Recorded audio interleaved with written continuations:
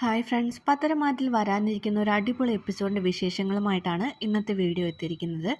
നാഗേന്ദ്രൻ്റെ നിരപരാധിത്വം തെളിയുകയും ജലജയാണ് കാലങ്ങളായി കുടുംബത്തെ ചതിച്ചുകൊണ്ടിരിക്കുന്നതെന്നുമുള്ള സത്യം മൂർത്തിയും മറ്റുള്ളവരും മനസ്സിലാക്കുന്നതും, അതിനോടനുബന്ധിച്ച് ജലജയും അഭിയെയും അവന്തികയും പുറത്താക്കാൻ വേണ്ടി ശ്രമിക്കുന്നതും, അതിനോടൊപ്പം തന്നെ ജലജ വെളിപ്പെടുത്തുന്ന ആ ഞെട്ടിക്കുന്ന സംഭവങ്ങളൊക്കെയാണ് ഇനി വരാൻ വേണ്ടി പോകുന്നത്.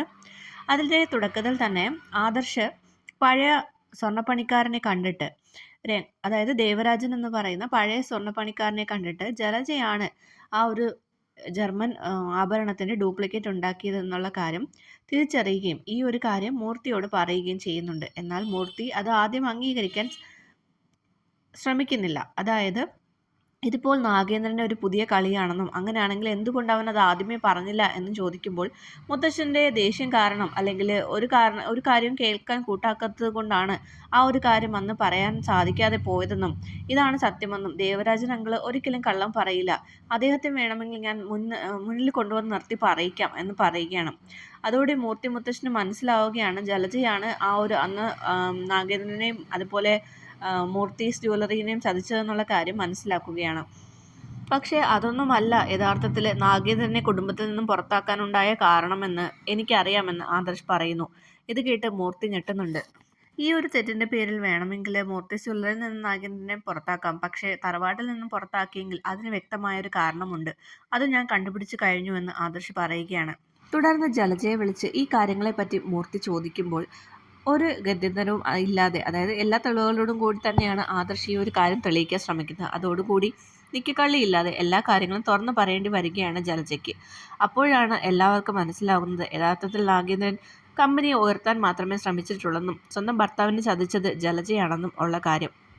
സ്വർണത്തോടുള്ള അവളുടെ അമിതമായ ഭ്രമമാണ് എല്ലാത്തിനും കാരണമായതെന്ന് എല്ലാവർക്കും മനസ്സിലാവുകയാണ്. ഇതോടുകൂടി ജലജയ്ക്ക് ആകെ ദേഷ്യവും വെറുപ്പും എല്ലാം തോന്നുകയാണ് കേട്ടോ. ആ സമയത്താണ് അബി ഫോൺ ചെയ്യുന്നത് ജലജ കേൾക്കുന്നത്. അവിടെ മറഞ്ഞു നിന്ന് കേൾക്കുന്ന ജലജയ്ക്ക് മനസ്സിലായി അബിയും നാഗേന്ദ്രൻ തമ്മിലാണ് ഫോണിൽ സംസാരിക്കുന്നതെന്നും തൻ്റെ അച്ഛനുമായി അബിക്ക് ഇപ്പോഴും ബന്ധമുണ്ട് എന്നുള്ള കാര്യം. ജലജയ്ക്ക് ഇതുകൂടി ആയതോടുകൂടി ഒട്ടും സഹിക്കാൻ പറ്റാതെ അവൾ നേരെ അബിയുടെ അടുത്തേക്ക് പാഞ്ഞെടുക്കുകയാണ്. എന്നിട്ട് പറയുന്നുണ്ട്, നീ നിൻ്റെ അച്ഛനോടല്ലേ സംസാരിച്ചുകൊണ്ടിരുന്നതെന്ന്. അപ്പോൾ അബി പറയുന്നുണ്ട്, അല്ല എന്ന് പറയുമ്പോൾ, നീ കള്ളം പറയണ്ട, നീ നിൻ്റെ അച്ഛനോട് തന്നെയാണ് സംസാരിച്ചുകൊണ്ടിരുന്നത്, നിങ്ങൾ തമ്മിൽ ബന്ധമുണ്ടെന്ന് എനിക്ക് മനസ്സിലായി, എനിക്ക് അയാളെ നേരിട്ട് കാണണം എന്ന് പറയുകയാണ്. അങ്ങനെ അബി അച്ഛനോട് ഈ ഒരു കാര്യം പറയുകയാണ്. നാഗേന്ദ്രൻ പറയുന്നുണ്ട്, എല്ലാവരും അറിഞ്ഞു അല്ലേ, ഞാൻ അന്നൊരു തെറ്റും ചെയ്തിട്ടില്ലെന്നുള്ള കാര്യം ആദർശ് എല്ലാവരോടും പറഞ്ഞു അല്ലേ, അതിൻ്റെ പേരിലായിരിക്കും ഇപ്പോൾ അവൾക്ക് എന്നെ കാണണമെന്ന് പറയുന്നത്, ഇനി ഞാൻ അവളുടെ മുന്നിൽ ചെല്ലാൻ തയ്യാറാണ് എന്ന് പറയുകയാണ്. അങ്ങനെ നാഗേന്ദ്രനെ കാണാൻ വേണ്ടിയിട്ട് അബിയും അവന്തികയും ജലജേനെയും കൂട്ടി വരികയാണ്. അവിടെ വെച്ചിട്ട് ജലജ അവർ ഞെട്ടിക്കുന്ന സത്യം പുറത്തു വിടുകയാണ്. ഇയാളുടെ മക്കളാണെന്നുള്ള അഹങ്കാരത്തിലാണല്ലോ നീയൊക്കെ ഇത്രയും നെകളിപ്പ് കാണിക്കുന്നത്. എൻ്റെ വാക്ക് ധിക്കരിച്ച് രഹസ്യമായി അച്ഛനുമായിട്ടുള്ള ബന്ധം തുടർന്ന് പൊയ്ക്കൊണ്ടിരിക്കുകയാണല്ലേ. എന്നാൽ എൻ്റെ പൊന്നുമക്കൾ ഒരു കാര്യം കേട്ടോളൂ, നാഗേന്ദ്രനല്ല നിങ്ങളുടെ അച്ഛൻ, അത് ഇദ്ദേഹമാണ് എന്ന് പറഞ്ഞിട്ട് മറ്റൊരാളുടെ ഫോട്ടോ കാണിച്ചു കൊടുക്കുകയാണ്. അന്ന് ജലജയും അയാളുമായിട്ട് ഒരുമിച്ച് നിൽക്കുന്ന ഫോട്ടോസും കൈക്കുഞ്ഞായിരുന്ന അവന്തികയും അബിയും ഒപ്പം ചേർന്ന് നിന്ന് എടുത്തിരിക്കുന്ന ഫോട്ടോസും എല്ലാം കാണിക്കുകയാണ്. ഇതോടുകൂടി നാഗേന്ദ്രൻ ഞെട്ടിപ്പോവുകയാണ്. ഈ ഒരു കാര്യം ജലജ തുറന്ന് പറയുമെന്ന് നാഗേന്ദ്രൻ ഒരിക്കലും പ്രതീക്ഷിച്ചില്ല. ജലജയുടെ ആദ്യ ഭർത്താവിനുണ്ടായ മക്കൾ തന്നെയാണ് അബിയും അവന്തികയും. അതിനുശേഷമാണ് നാഗേന്ദ്രൻ ജലജയെ വിവാഹം ചെയ്യുന്നത്.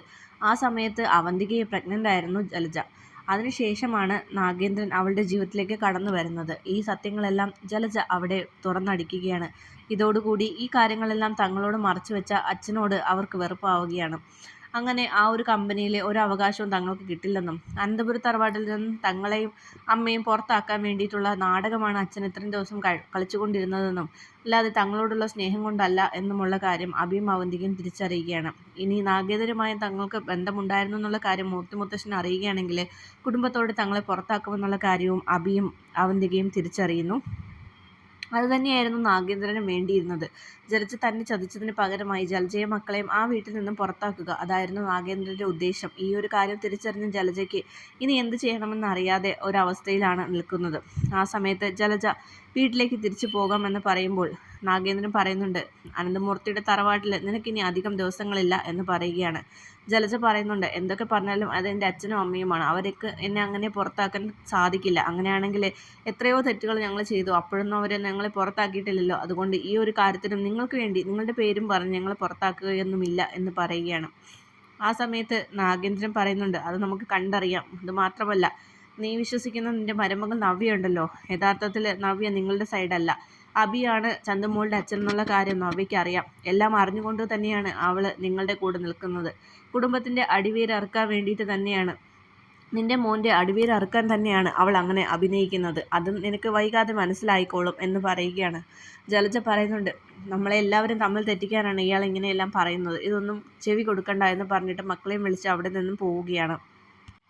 യഥാർത്ഥത്തിൽ നാഗേന്ദ്രൻ ആദർശിനെ കണ്ട് സംസാരിച്ചതിൻ്റെ പേരിലാണ് ആദർശ് ഈ ഒരു കാര്യങ്ങളെല്ലാം മൂർത്തി മുത്തച്ഛനെ അറിയിക്കുന്നത്. വെറുതെ ഒരു ശത്രുവിനെ വളർത്തേണ്ട ആവശ്യം അവർക്കില്ലല്ലോ.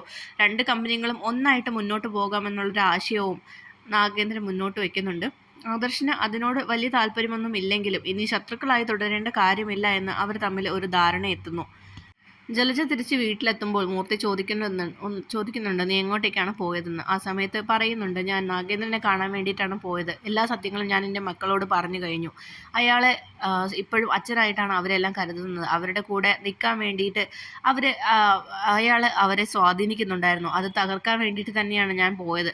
എൻ്റെ മാത്രം മക്കളാണ് അവരെന്നും നാഗേന്ദ്രൻ്റെ മക്കളല്ലെന്നുമുള്ള സത്യം ഞാൻ അവരോട് തുറന്നു പറഞ്ഞു കഴിഞ്ഞു അച്ഛ എന്ന് പറയുകയാണ്. അപ്പോൾ നാഗേന്ദ്രനുമായി അവന്തികയ്ക്കും ബന്ധമുണ്ടായിരുന്നു അല്ലേ എന്ന് മൂർത്തി ചോദിക്കുമ്പോൾ ജലജ പതറുന്നുണ്ട്. എനിക്കെല്ലാം ആദ്യമേ മനസ്സിലായിരുന്നു. ഞാൻ എത്രത്തോളം ഇത് മുന്നോട്ട് പോകുമെന്ന് അറിയാൻ വേണ്ടി കാത്തിരിക്കുകയായിരുന്നു. എന്തായാലും നാവെടുത്താൽ കള്ളം മാത്രം പറയുകയും പ്രവർത്തികളിൽ ചതി മാത്രം ഒളിച്ചിരിക്കുന്ന നിങ്ങൾ 3 പേരെയും ഇനി ഈ കുടുംബത്തിൽ തുടരാൻ ഞാൻ അനുവദിക്കില്ല എന്ന് പറയുകയാണ്. അപ്പോൾ ജലജ പറയുന്നുണ്ട്, അച്ഛാ ഞങ്ങളെ പുറത്താക്കുകയാണോ? അങ്ങനെ ആക്കിയാൽ ഞങ്ങൾ എന്ത് ചെയ്യും? ഞങ്ങൾ പെരുവഴിയിലാകും എന്ന് പറയുകയാണ്. അപ്പോൾ മൂർത്തീസ് ജ്വല്ലറി ഇല്ലെങ്കിൽ എന്താ, AM ജ്വല്ലറി ഉണ്ടല്ലോ നിങ്ങൾക്ക് എന്ന് ചോദിക്കുകയാണ്. അവിടെ പോയിട്ട് വഴക്കുണ്ടാക്കിയിട്ടാണ് ഞാൻ വന്നിരിക്കുന്നത്. ഇനി അങ്ങോട്ടേക്ക് ചെല്ലാനൊന്നും പറ്റില്ല എന്ന് പറയുമ്പോൾ, അതൊന്നും എനിക്കറിയേണ്ട കാര്യമില്ല. വർഷങ്ങളായിട്ട് എൻ്റെ കുടുംബത്തെ ചതിച്ചുകൊണ്ടിരിക്കുകയാണ് നിങ്ങളെല്ലാവരും. നിന്നെ എടുത്തു വളർത്തിയത് ഏറ്റവും വലിയ തെറ്റായിപ്പോയി. ജീവിതത്തിൽ ഞാൻ ചെയ്ത ഒരേ ഒരു തെറ്റ് അതാണ്. ആ തെറ്റ് ഞാൻ ഇന്നിവിടെ തിരുത്തുകയാണ്. ഇത്രയും വർഷത്തെ ബാധ്യതകൾ ഞാൻ മറക്കുന്നു. ഇനി ഒരിക്കലും നിനക്ക് വേണ്ടി ഒരു പൈസ പോലും ഞാൻ മുടക്കുകയുമില്ല. ഈ വീട്ടിലൊരു സ്ഥാനവും നിനക്ക് തരികയുമില്ല. എല്ലാവരും ഇറങ്ങിക്കോ എന്ന് പറയുകയാണ്. ഇത് കേട്ട് പൊട്ടിക്കരയുകയാണ് ജലജ. എന്നിട്ട് പറയുന്നുണ്ട്, അങ്ങനെ പുറത്താക്കാനൊന്നും പറ്റില്ല. അങ്ങനെയാണെങ്കിൽ എനിക്ക് അവകാശപ്പെട്ട കമ്പനിയുടെ ഷെയറും എൻ്റെ സ്വത്തുക്കളും ആഭരണങ്ങളും എല്ലാം എനിക്ക് തരണമെന്ന് പറയുമ്പോൾ, ഒരു ചില്ലി പൈസ പോലും നിനക്ക് ഇവിടെ നിന്ന് അവകാശമില്ല.